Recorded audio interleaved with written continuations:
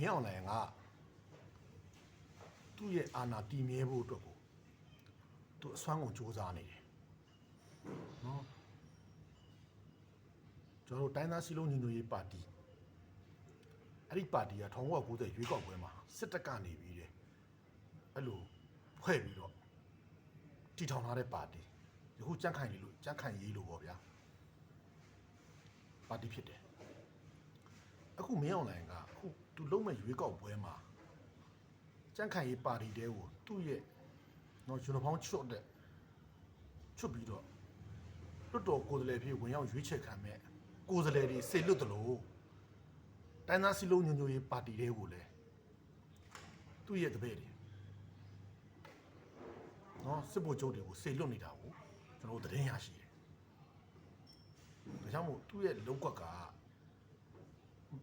လာမဲ့ရွေးကောက်ပွဲမှာတိုင်းသားစည်းလုံးညီညွတ်ရေးပါတီကြန့်ခိုင်ရေးပါတီအနိုင်ရအောင်လုပ်မယ်လွတ်တော်ထဲမှာအဲ့ဒီသူ့ရဲ့စစ်သားတွေနော်စစ်ယူနီဖောင်းချွတ်ထားတဲ့စစ်သားတွေကိုနေရာယူခိုင်းပြီးတော့တိုင်းပြည်ကိုဆက်လက်ပြီးတော့စိုးမိုးချက်လဲဖို့အုပ်ချုပ်ဖို့